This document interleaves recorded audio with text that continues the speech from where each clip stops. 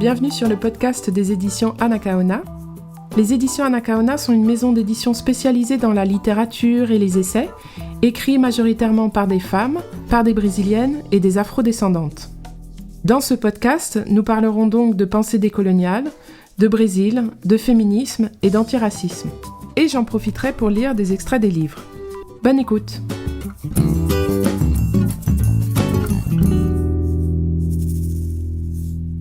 Alors, j'ai eu envie de faire ce podcast après la publication du livre de Larissa Bombardi, « Pesticides, un colonialisme chimique », qui dénonce les ravages d'une agro-industrie qui cherche à toujours plus prendre possession des terres du Brésil avec un appétit vorace. En effet, la législation sur les pesticides y est beaucoup plus permissive et les années Bolsonaro ont vu une envolée des autorisations, mais le gouvernement Lula n'a pas vraiment changé la donne. Donc le Brésil est aujourd'hui le premier consommateur mondial de pesticides et pour ne citer qu'un chiffre parmi les plus marquants, parmi les 10 pesticides les plus utilisés au Brésil, 5 sont interdits en Europe. Les limites maximales de résidus sont des centaines voire des milliers de fois plus élevées au Brésil qu'en Europe. Donc un autre exemple, la limite de résidus de glyphosate dans l'eau potable au Brésil est 5000 fois plus élevée que dans l'Union européenne. Donc en tout cas, l'Europe porte une part de responsabilité, car ces pesticides sont majoritairement produits en Europe et plus globalement dans les pays du Nord. L'Europe exporte ainsi ces produits qu'elle ne veut pas ou qu'elle ne veut plus chez elle.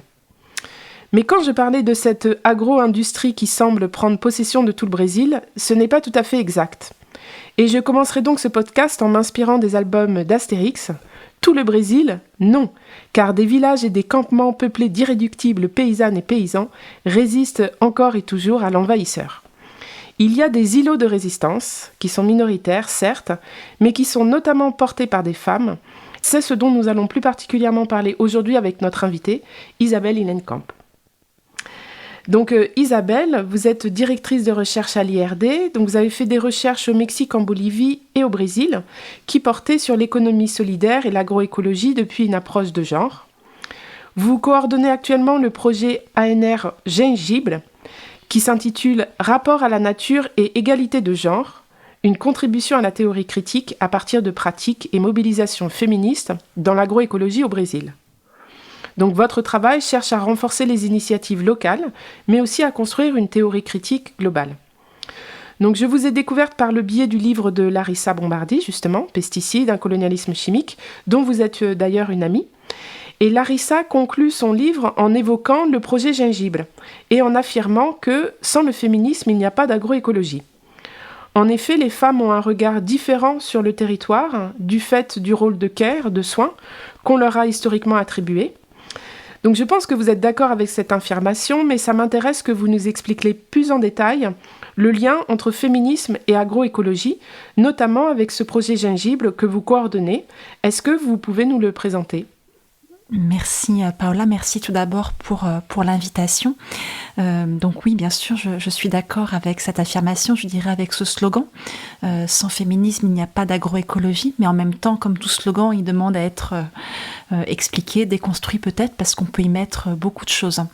Donc tout d'abord, ce terme agroécologie, agroecologia en portugais, il désigne plusieurs choses à la fois. Il désigne à la fois un ensemble de techniques agricoles, on pourrait dire d'écologisation de l'agriculture, donc c'est à la fois une diversification, par exemple des potagers avec des cultures vivrières extrêmement diversifiées, des plantes médicinales, l'intégration d'un petit élevage, des arbres, donc une manière de concevoir l'agriculture qui est intégrée dans les cycles naturels.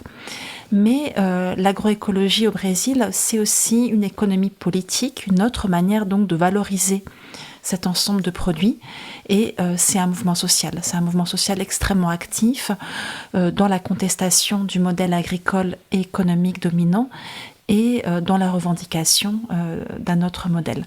Donc c'est proche de ce qu'on connaît en France, notamment sous le terme permaculture, mais ça a en tout cas une dimension politique très marquée. Et puis, pour venir sur le thème du féminisme, je dirais que l'ensemble de ces 3 dimensions de l'agroécologie sont traversées par des rapports de genre. Dans votre introduction, vous nous montriez en quoi l'écologie était traversée par les rapports nord-sud. Il y a un peu un double standard des inégalités. Et pour l'agroécologie, on peut dire que c'est la même chose. Par exemple, sur le versant de l'économie politique qui est construite autour de l'agroécologie, on va trouver une pointe immergée, plutôt masculine, de construction, de circuits, de commercialisation alternative qui sont générateurs de revenus. Et en dessous de ça, on va trouver des circuits non monétaires, des formes de production, je vous parlais de culture vivrière, donc pour l'autoconsommation, qui sont beaucoup plus féminines. Donc on retrouve là ce que les féministes connaissent bien à travers la division entre la production et la reproduction sociale, avec une égalité de genre qui la traverse. Et en lien avec ça, on va trouver aussi des savoirs, des pratiques qui vont être plus ou moins valorisées, celles qui sont liées aux cultures qui peuvent être commercialisées, y compris dans un circuit alternatif, plutôt des cultures masculines vont être valorisées, et puis les cultures à toutes petites échelles, par exemple des plantes médicinales, des herbes, toute la partie de la production qui est liée à l'alimentation de la famille va être beaucoup moins valorisée. Et de la même manière, au sein du mouvement social, on va trouver des formes de participation très visibles dans des espaces, notamment en lien avec les politiques publiques, qui vont être très valorisées et beaucoup plus masculines, et un ensemble de résistances à micro-échelle, y compris par rapport à ces pesticides dont vous nous parliez, qui sont beaucoup plus des espaces tenus par les femmes et souvent très peu visibles. Donc pour moi, sans féminisme, il n'y a pas d'agroécologie. C'est précisément une remise en cause de l'ensemble de ces inégalités. Et est-ce que vous pouvez nous présenter un petit peu plus en détail le projet Gingibre ? Pardon, je n'ai pas répondu à cette partie de votre question. Précisément, le projet Gingibre, lui, il s'intéresse à cette partie moins visible de l'agroécologie, notamment à ce rapport à la nature qui est un rapport au monde. Ce n'est pas une nature métaphysique, c'est vraiment une manière d'être au monde qui se construit par le travail agricole, par une subjectivité, par des émotions, une spiritualité, mais beaucoup par le travail agricole. Et donc on s'intéresse aux capacités d'action en fait qui résident dans ce rapport à la nature, mais toujours en lien aussi avec la dimension de l'économie politique, et notamment cette partie non monétaire, et avec cette dimension d'un mouvement social, et particulièrement la constitution de femmes en sujet politique, c'est-à-dire le moment où en fait des paysannes qui jusque-là disaient je fais rien, je travaille pas, je rends service à ma famille, tout d'un coup disent mais en fait non, je fais de l'agroécologie. Et ça nous intéresse beaucoup parce que c'est une capacité d'action, c'est une subjectivité, une subjectivation au sens fort qui s'affirme. Donc le projet Gingibre, il s'intéresse et aussi il accompagne ces émergences. Donc c'est un vrai empowerment, une vraie autonomisation des femmes par leur travail, en quelque sorte. Oui, par leur travail, par leur organisation collective et par la signification de ces expériences personnelles comme étant collectives et politiques. Mm-hmm. Ok, donc vous avez remarqué une logique de genre très forte également dans les projets de développement, dans les projets de développement minier ou l'agriculture industrielle. Donc est-ce que vous pouvez nous expliquer en quoi les inégalités de genre et la différence de genre, sans tomber dans l'essentialisme, mais ils sont malgré tout à prendre en compte dans les études d'impact sur les pesticides ou dans l'agroécologie ? Oui, effectivement, c'est, on pourrait dire, le revers de la médaille ou l'autre partie de la réalité liée à ce qu'on vient d'évoquer. Je peux commencer par une anecdote qui est assez parlante. Quand un agent de ces projets de développement toque à la porte d'une maison, une famille paysanne, dans 95% des cas, c'est la femme qui vient lui ouvrir. Et donc, cet agent dit typiquement « il n'y a personne ?» Et la femme lui répond « non, il n'y a personne ». Et donc en fait, elle n'est personne. Non seulement pour cet agent, mais pour elle-même. Et qu'est-ce que ça veut dire ? Ça veut dire qu'en fait, quand ces projets rentrent dans les territoires, parce qu'ils rentrent dans des territoires qui sont évidemment habités, dans la plupart des cas, il ne faut pas imaginer l'extraction minière dans un territoire vierge. C'est vraiment penser l'extraction minière, l'implantation de projets d'agriculture industrielle dans des territoires qui sont habités, notamment par des populations paysannes. Pour ces projets-là, il y a automatiquement, et pas forcément avec une intentionnalité explicite, des chefs de famille qui sont les hommes. Et donc, quand on veut avoir un interlocuteur, que ça soit pour lui proposer un nouveau paquet technologique pour la culture de la tomate, de la banane, du cacao, du café, de n'importe quelle matière première agricoles, qu'on appelle aussi commodity, des matières premières qui sont vendues sur les marchés mondiaux, ou que ça soit aussi pour le convaincre, par exemple, de mettre ses terres sous concession pour une extraction minière, c'est forcément, ou presque toujours, à l'homme qu'on s'adresse. Et ça, qu'est-ce que ça provoque ? Ça provoque des inégalités de genre, évidemment, au sein de la famille. Ça divise les familles, le fait que cette offre soit formulée de manière quasiment systématique. Pour les hommes, évidemment, ça renforce leur pouvoir et ça crée en négatif une position parfois de résistance des femmes. Donc là, on retrouve les raisons structurelles pour lesquelles les femmes sont très engagées dans l'agroécologie.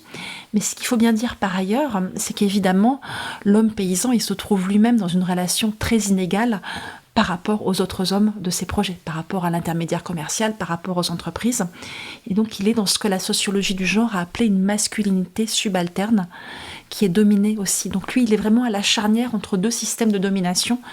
Et il faut bien en tenir compte quand on s'intéresse aux marges de manœuvre et d'action de ces paysans hommes aussi. Surtout que je pense que très souvent, ces paysans hommes, ils peuvent aussi être racisés, c'est-à-dire être autochtones ou être noirs. Donc il y a en plus une oppression, alors que la personne de l'entreprise minière va probablement être blanche aussi.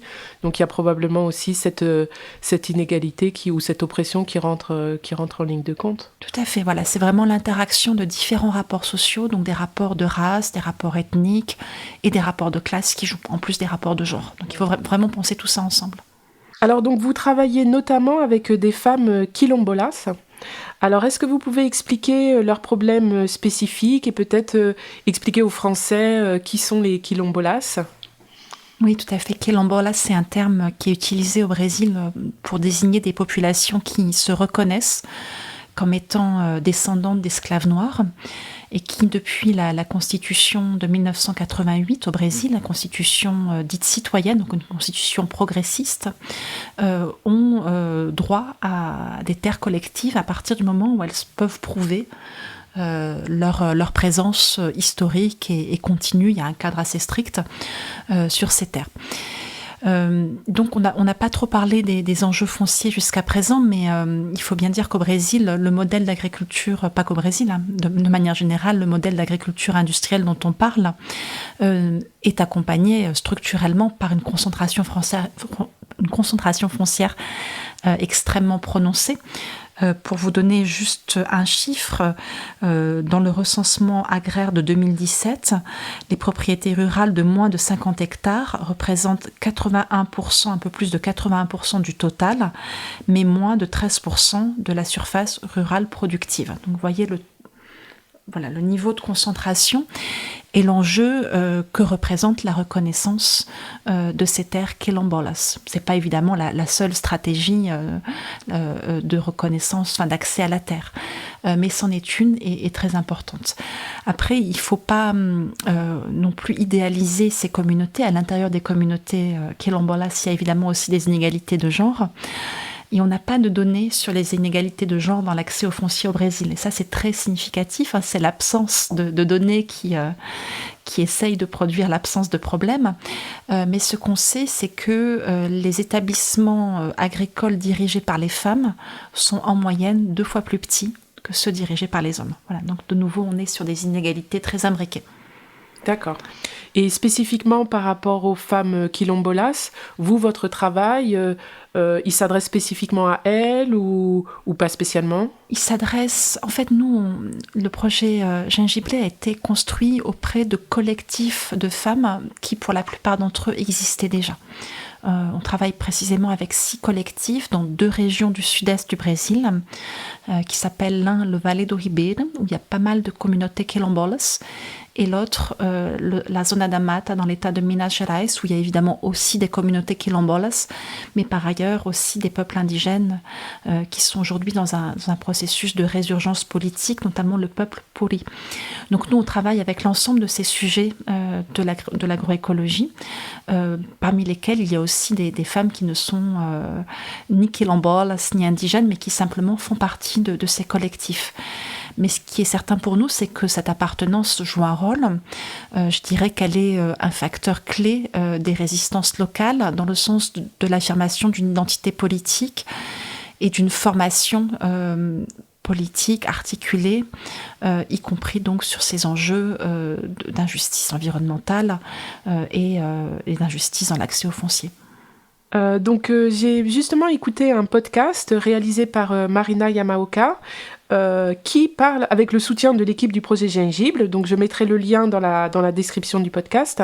Et j'ai découvert avec enthousiasme une caravane féministe et agroécologique qui a été organisée en novembre 2022 et qui rassemblait, je crois, 150 paysannes.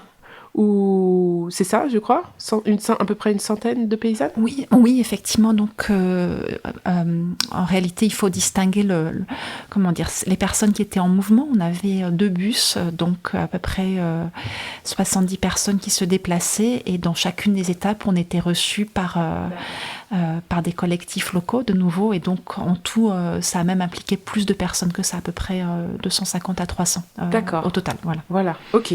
Et donc et donc cette caravane donc, qui s'est déplacée en bus, elle déclenchait des débats et des visites autour des conflits environnementaux et des résistances.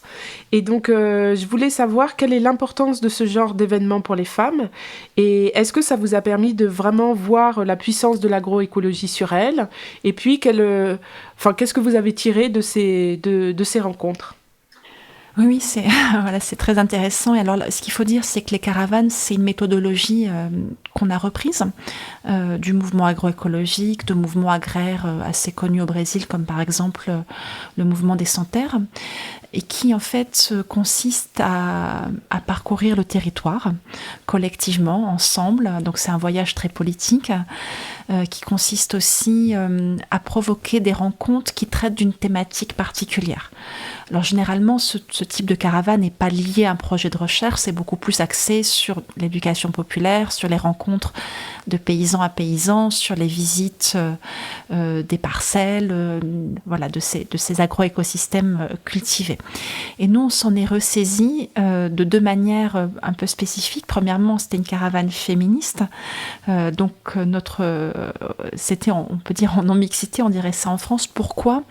Alors pas en non-mixité dans les personnes qui nous ont reçus, même s'il y avait une très très grande majorité de femmes, mais en tout cas la caravane elle-même, les personnes qui se déplaçaient n'étaient que des femmes, parce qu'on voulait privilégier leur expression, leur politisation, éviter que leurs paroles ne soient confisquées, et puis traiter des questions qui étaient importantes pour elles. Et la seconde spécificité, c'est que on l'a, nous, raccordé, connecté à notre processus de recherche, qui est un processus de recherche-action. Mais pour nous, c'était aussi de manière indissociable une occasion incroyable de comprendre la réalité sociale à partir des interactions que la caravane a provoquées. Donc, pour vous donner quelques exemples, nos journées commençaient d'abord très tôt le matin par des repas qui étaient toujours préparés par des agricultrices, des collectifs qu'on visitait, donc qui déjà étaient un moment de connexion avec le territoire. Préparés en commun, je suppose, les repas, ou pas spécialement ? Si, bien sûr, oui, surtout vu le nombre qu'on était, il y avait forcément une équipe de cuisinières. Voilà, nous, on n'était pas forcément... les personnes qui étaient dans la caravane, généralement, n'ont pas participé à la préparation des repas parce qu'on n'était pas sur place avant, mais oui, c'était toujours des collectifs qui nous recevaient. Donc, je dirais que c'était déjà une fête, de commencer les journées avec des repas qui étaient aussi autant porteurs de sens. Et puis ensuite, on avait parfois plusieurs routes, 2 routes, parce qu'on était nombreuses et on ne pouvait pas se retrouver à 70 sur la parcelle d'une seule agricultrice, donc on se partageait.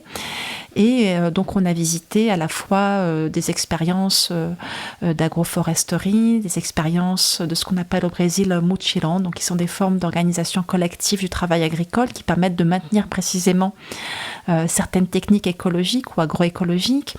On a visité aussi des espaces de commercialisation, donc ces fameux espaces d'une économie politique. On a aussi visité des radios communautaires, donc des espaces plus liés à la dimension politique.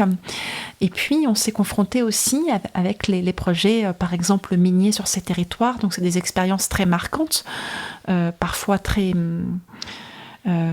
violentes, en fait, de se rendre vraiment sur des territoires qui sont dévastés. Et à chaque fois, évidemment, ces visites étaient organisées de manière très méticuleuse par rapport aux questions que le projet avait déjà fait surgir. Donc on était vraiment sur des questions très précises, avec des cercles de conversation qui étaient organisés à la fin de chaque activité, qui avaient pour but de faire surgir, de préciser tout ce qu'on voyait en commun et de politiser les expériences. Donc on était vraiment, nous, en train de construire collectivement ces fameux sujets, de ce moment où en fait les personnes prennent conscience que finalement le problème que je vis moi de manière très particulière dans ma commune, dans ma région, dans mon contexte local, quand je fais abstraction que c'est pas du café mais que c'est de la tomate, que c'est les mêmes problèmes. C'est les mêmes problèmes. Et ça, c'est vraiment un élargissement incroyable en fait du regard de ces femmes qui en sortent transformées.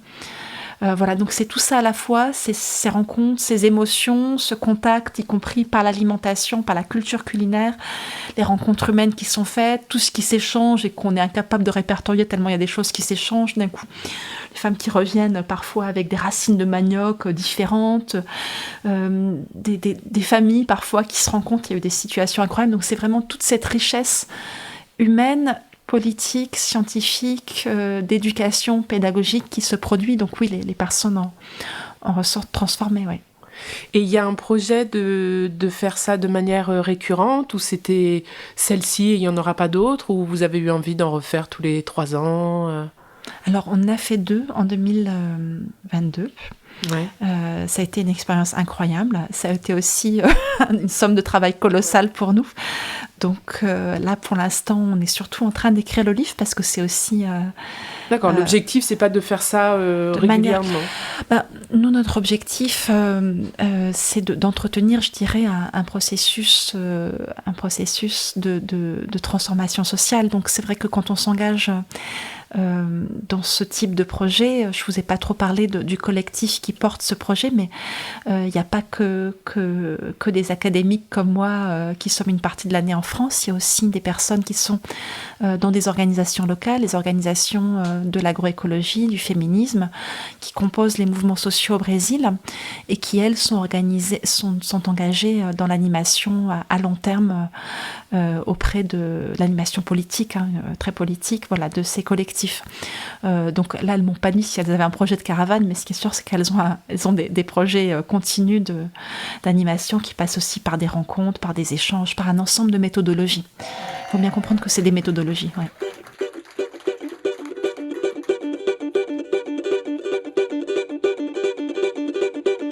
Eu vim da mãe África, eu vim do quilombo. Já fizeram tanto pra eu tombar, mas eu não tombo. Eu vim da mãe África, eu vim do quilombo. Já fizeram tanto pra eu tombar, mas eu não tombo. Se eu me for agora, vem meu filho atrás. Vem por todo lado, de lá o meu povo é muito mais. Tenho em mim virtudes, tenho sangue guerreiro. Eu propago a paz, e a paz eu aconselho. Eu vim da mãe África, eu vim do quilombo. Já fizeram tanto pra eu tombar, mas eu não tombo. Eu vim da mãe África, eu vim do quilombo. Já fizeram tanto pra eu tombar, mas eu não tombo. Travessei o mundo no porão do negreiro. Cantei, trabalhei, lá lutei nesse terreiro. Hoje sou poeta, só me curva meu pai Oxalá. Camaravim de Aruanda, mas um dia eu volto lá. Quero ouvir, eu vim da mãe África. Eu vim do quilombo, já fizeram tanto, mas eu não. Eu vim da mãe África, eu vim do quilombo. Já fizeram tanto, eu tombar, mas eu não tombo. Se eu me for agora, meu filho atrás, vem por todo lado, de lá o meu povo é muito mais. Tenho em mim virtudes, tenho sangue guerreiro. Eu propago a paz, e a paz eu aconselho. Eu vim da mãe África, eu vim do quilombo. Já fizeram tanto, eu tombar, mas eu não tombo. Eu vim da mãe África, eu vim do quilombo. Já fizeram tanto pra eu tombar, mas eu não tombo. Travessei o mundo no porão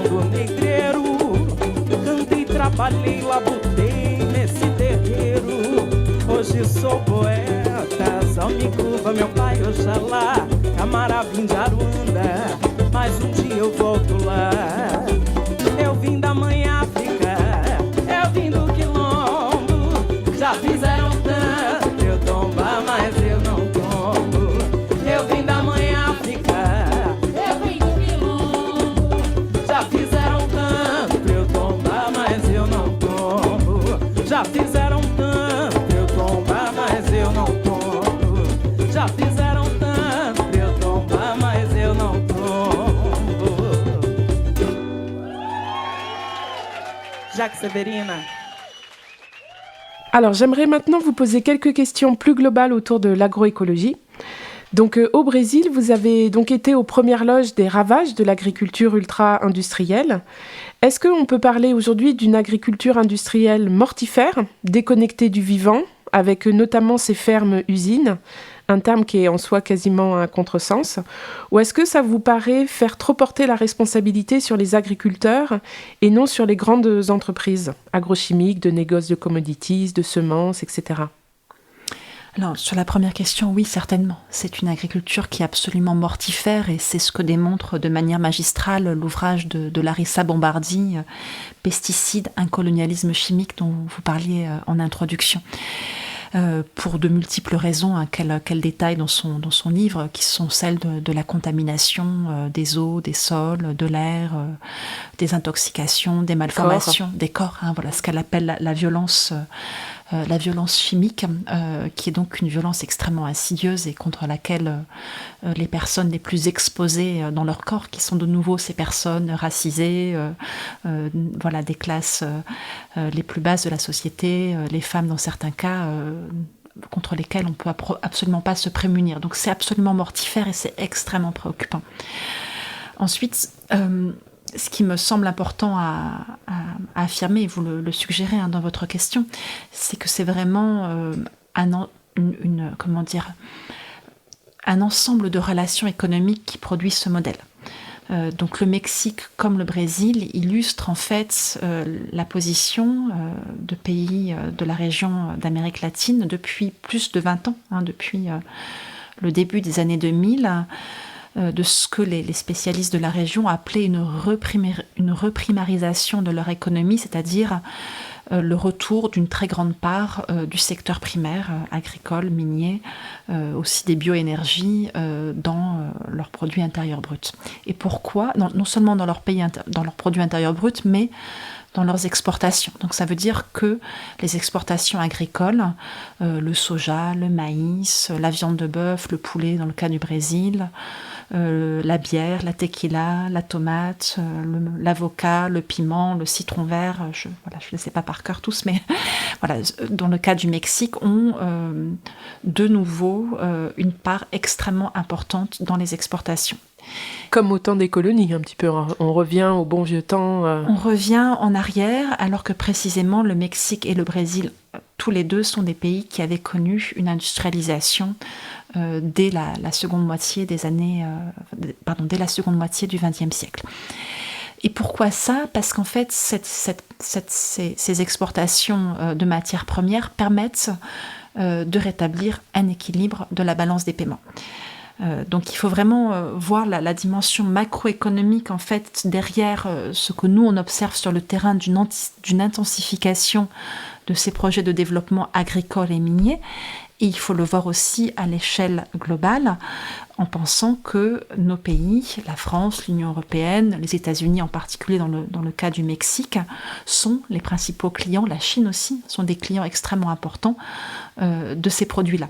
Donc il y a vraiment une interdépendance qu'il faut absolument réaliser pour éviter évidemment de faire porter la responsabilité de ce modèle sur le dernier maillon de la chaîne, qui sont ces paysans dont on a dit tout à l'heure qu'ils étaient... qui se trouvaient dans une position de masculinité subalterne qui leur laissait peu de marge de manœuvre pour faire autre chose. Eux, il faut qu'ils génèrent un revenu, il faut qu'ils remplissent leur rôle d'homme paysan, et donc c'est ce qui leur est offert finalement. C'est l'endroit où la société les met. Donc il ne faudrait surtout pas faire porter la responsabilité uniquement à ces paysans-là.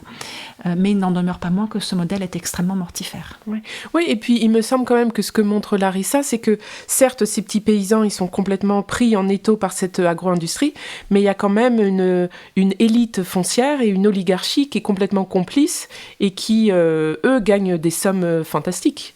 Donc, Tout à fait, oui. Donc il y a les élites politiques, économiques, rurales, donc avec effectivement l'accès à ces très grandes propriétés foncières dont on parlait aussi tout à l'heure, ont un rôle majeur, y compris dans ces législations extrêmement permissives dont vous parliez. C'est bien eux qui, une fois qu'ils sont au Parlement, composent ce qu'on appelle au Brésil la bancada rural, donc sorte de bloc ruraliste au sein du Parlement, et ce sont eux qui passent ce type de législation qui permet cette agriculture. Ensuite, chaque pays est différent et les types d'agriculture sont aussi différents. Donc il y a l'agriculture dans des très grandes fermes, fazendas au Brésil, haciendas au Mexique. Il y a des formes d'agriculture sous contrat, mais il y a aussi des formes d'agriculture familiale qui adoptent en fait un modèle d'agriculture industrielle qui applique l'ensemble des pesticides, des engrais chimiques, etc. Donc voilà, il faut après différencier selon les contextes particuliers, la manière dont précisément ça s'implante dans le territoire. Agro, a indústria riqueza do Brasil. Donc il y a eu pendant des années une grosse campagne de publicité au Brésil sur l'industrie agro, donc comme on l'a entendu, l'industrie richesse du Brésil. Il y avait plusieurs spots, ils avaient même engagé Pelé pour l'un d'eux, et tout se faisait à coup de belles images de champs et d'aliments, la promotion de l'agriculture brésilienne qui nourrit le monde, qui serait la seule capable d'éradiquer la faim, et à chaque fois cela se terminait ainsi. Agro é tech, agro é pop, agro é tudo. Tá na Globo. Agro est tech, agro est pop, agro est tout. Et c'est un petit slogan qui est rentré dans la tête d'absolument tous les Brésiliens et Brésiliennes et qui les a convaincus que l'agro-industrie, c'était bien pour le Brésil. Donc la grande question que je me pose, ou en tout cas peut-être que beaucoup de gens se posent, c'est est-ce qu'on est capable de nourrir toute la planète avec l'agroécologie ? Ou est-ce que vous pensez que seule la technologie peut permettre de nourrir 9 milliards d'êtres humains ? Ce que nous dit l'agro-industrie, ou est-ce que vous pensez que c'est une fake news ? Ou dans ce cas, sur quels outils peut-on s'appuyer pour développer l'agroécologie à plus grande échelle ? Oui, alors ce spot publicitaire m'interpelle beaucoup. Peut-être je peux juste dire moi, ce qui me frappe le plus, c'est vraiment la mobilisation, je dirais, d'attributs de la masculinité, c'est-à-dire on fait venir un joueur de foot comme Pelé, on mobilise des attributs positifs du genre masculin pour faire valoir en fait à quel point c'est une agriculture moderne, c'est une agriculture productiviste, c'est une agriculture qui va à travers de ce mythe du développement résoudre les plus grands problèmes de l'époque et notamment le problème de la faim. Et évidemment, ce qui est jamais dit, c'est qu'en fait, cette même agriculture est en train de contaminer, d'intoxiquer, de tuer non seulement les humains, mais tous les vivants à très long terme. Donc en fait, il y a vraiment quelque chose d'extrêmement insidieux, d'extrêmement perfide en fait dans ce type de rhétorique. Et j'ai envie de dire, il faut vraiment qu'on renverse la charge de la preuve, c'est-à-dire que nous, on ne soit pas en permanence en train de devoir démontrer qu'on peut monter en échelle avec l'agroécologie, qu'on peut nourrir, etc. Mais demander, est-ce que cette agriculture est viable ? Et la réponse est non, et on le sait. Cette agriculture a dépassé, a dépassé l'ensemble des limites planétaires, a contribué de manière massive à dépasser l'ensemble des limites planétaires, dont il faut rappeler que les 5 premières sont directement liées au modèle agricole. Le changement climatique, l'effondrement de la biodiversité, les changements d'usage des sols, la perturbation des cycles de l'eau douce et la perturbation des cycles de l'azote et du phosphore. Donc en fait, quand on prend les choses par ce biais-là, on voit bien que le problème, c'est pas seulement est-ce qu'on peut nourrir, mais est-ce que ça peut être durable ? Et la réponse est non. Les scientifiques ont démontré que la réponse est absolument non. Et derrière ces limites planétaires, il y a de nouveau la question des injustices, c'est-à-dire que ces limites planétaires n'atteignent pas les différentes couches, classes, groupes sociaux de la même manière. Dans le cas du Mexique, l'agriculture industrielle, riche, productiviste, etc., au nord du pays, a pour revers négatif une agriculture pauvre, sur des petites surfaces, exposée au changement climatique, aux sécheresses récurrentes, au manque d'eau, au stress hydrique au sud du pays. Au Brésil, la déforestation pour la mise en culture notamment du soja qui est exporté en Europe pour l'alimentation de notre production bovine, a pour conséquence le changement climatique à une échelle micro-locale ou régionale, le stress hydrique sur les propriétés qui précisément font de l'agriculture familiale et de l'agroécologie. Donc en fait on ne peut pas du tout raisonner en disant est-ce que vous allez nourrir la planète. Bon. Ceci étant dit, moi je pense bien sûr que l'agroécologie a besoin de gagner du terrain, mais qu'on a aussi besoin de raisonner en termes de cette construction à la fois sociale, d'une économie politique, d'un mouvement social qui est donc une construction éminemment politique et non pas sur le modèle linéaire d'une montée en échelle qui est en fait le modèle de l'agro-industrie. L'extension de l'agroécologie ne se fera pas sans conflit. Donc c'est pas une montée en échelle, en fait c'est une dispute territoriale sur les modèles environnementaux, sociaux, politiques, économiques, dans lequel le conflit est inhérent. Pour être plus concrète, en fait, ce qui va devoir être disputé, c'est la redistribution foncière. C'est de savoir à qui va cette terre, dans des conflits dont on sait, notamment au Brésil, qui sont souvent extrêmement violents. On parle d'accaparement de terre, on parle de ce qu'on appelle au Brésil grillage de terre, c'est donc la manière dont le flou juridique ou même le déni de droit sont constitutifs de l'extension du modèle d'agriculture industrielle. On parle aussi de disputes sur la distribution des revenus, parce qu'évidemment, derrière le modèle d'agro-industrie, la vente des intrants chimiques, la vente des pesticides, la vente des produits, il y a d'énormes intérêts financiers qui sont derrière. Et puis on parle aussi d'un renversement démographique, puisque l'extension de l'agriculture industrielle a signifié la mécanisation, la perte d'emploi pour les jeunes, l'exode rural. Et donc refaire de l'agroécologie, c'est aussi repeupler les campagnes, c'est aussi renverser un mouvement extrêmement fort au cours du XXe siècle d'exode rural. C'est aussi évidemment travailler sur les rôles de genre, sortir les hommes de ce rôle de pourvoyeur de revenus dans une agriculture présumée moderne, avec comme prix à payer la destruction de leur propre corps et la description de l'environnement. Donc c'est extrêmement profond. Les conflits sont inhérents, les résistances aussi. On le voit aussi très bien en France avec tous les conflits qu'il y a eu et qu'il y a encore dans l'actualité autour des mouvements paysans et d'agriculteurs, mais néanmoins je pense que c'est un mouvement qui est inéluctable. Pour terminer, qu'est-ce que vous pensez de l'idée développée par Jacques Kapla, que j'avais découverte un jour, où en fait il établit un parallèle entre agroécologie paysanne et non-violence, en affirmant qu'elles ont en commun de privilégier le lâcher-prise et l'empathie, la relation, plutôt que l'hostilité? J'ai envie de dire oui, bien sûr. Bien sûr que l'agroécologie mobilise ces principes et on peut le raccorder aussi à l'éthique du Caire, qui est travaillée notamment par le mouvement féministe. Mais en même temps, je pense qu'il est important d'être très vigilant contre toute forme d'angélisme. Par rapport à ce qu'on disait à l'instant, on voit bien que l'éthique du Caire ne pourra être victorieuse, je ne sais pas si c'est peut-être pas le terme, mais ne pourra progresser qu'en affrontant aussi des conflits qui sont constitutifs des disputes qu'on vient d'évoquer sur le modèle agricole, sur l'usage des terres, sur les enjeux fonciers, sur les enjeux de genre, etc. Donc il faut vraiment penser la violence comme étant au cœur en fait du modèle des disputes actuelles pour le modèle agricole, d'alimentation et de rapport à l'environnement.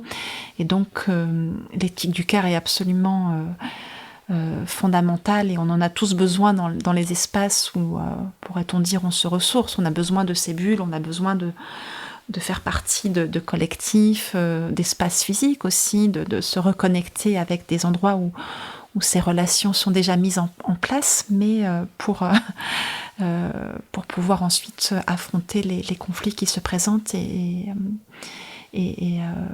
dont l'issue détermine la possibilité même de faire progresser ce modèle. Et des conflits qui ne sont pas gagnés d'avance, puisque comme vous le disiez tout à l'heure, avec la bancada ruraliste, là, le fait que tous ces ruralistes aient un vrai pouvoir au Parlement et donc soient en mesure de passer les lois qui les arrangent, c'est vrai qu'on se dit quand est-ce qu'une réforme agraire sera possible au Brésil ?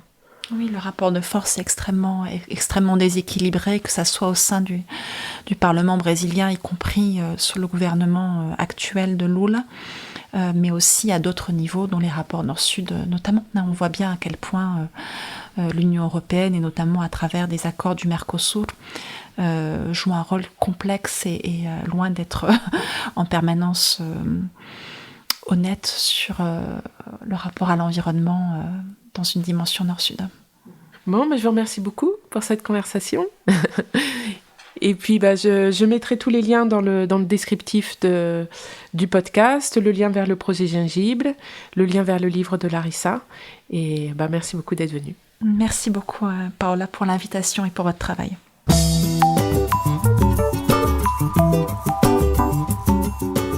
Voilà, c'est fini pour aujourd'hui. Merci de nous avoir écoutés. Ce podcast a été réalisé par Lio Vargas, que je remercie chaleureusement.